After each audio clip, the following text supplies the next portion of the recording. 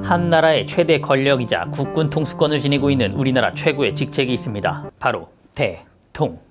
대통령 선거가 다가오면 어느 정도 후보들의 지지도 순위가 나오게 되고 국민들은 대충 누가 대통령이 될지 예측할 수 있게 되죠. 그런데 여기서 궁금한 점이 있습니다. 강력한 대선 후보 이외에도 국민들에게 생소한 사람들 역시 대통령 후보에 등록하거나 선거까지 치르는 경우가 있습니다. 본인도 떨어질 것을 알 텐데 왜 나오는 걸까요? 물론 각 정당을 대표하여 나오는 후보들과 나라의 최고 권력을 뽑는 선거인 만큼 후보가 여러 명인 것은 당연하다고 볼 수 있습니다. 문재인 대통령이 당선되었던 19대 대통령 선거 후보만 보더라도 후보가 무려 15번까지 있었습니다. 뭐 그냥 한번 도전해봤겠지 라고 생각할 수도 있지만 대통령 선거 후보에 등록하려면 기탁금 3억 원이라는 비용을 중앙선관위에 내야 하기 때문에 그냥 호기심에 등록했다라고 하기에는 부담이 만만치 않죠. 기탁금은 득표율 15%를 넘게 되면 다시 돌려받을 수는 있지만 쟁쟁한 후보들 사이에서 15%를 넘기는 건 역시 상당히 어렵습니다. 그럼에도 대통령이 바뀔 때마다 어김없이 많은 사람들이 떨어질 것을 알면서도 후보에 등록하고 있죠. 이것은 일종의 마케팅이라고 생각할 수 있습니다. 전 국민에게 자기 자신을 알리는 하나의 홍보 수단인 것이죠. 사람들이 가장 많이 이용하는 네이버 메인 광고만 하더라도 수천만 원의 비용이 들어가는 것을 감안하면 대통령 선거에 출마하는 것은 전 국민에게 얼굴을 알릴 수 있는 엄청난 기회인 셈이죠. 아직 인지도가 부족하거나 대통령이 꼭 되겠다라기보단 국회의원이나 시장 등 다른 영역을 염두에 두는 경우도 있고 제 몇 대 대통령 후보 출마했다라는 포트폴리오를 쌓는 과정으로도 볼 수 있습니다. 물론 인지도와 상관없이 대통령이 되어 나라를 바꿔보겠다는 굳은 의지로 출마하는 경우도 있겠지만 말이죠. 매 선거 때마다 대통령 선거 예비 후보가 100명을 가뿐히 넘기는 것을 보면 역시 대통령이 인기 직업인 것은 틀림없는 사실인 것 같습니다.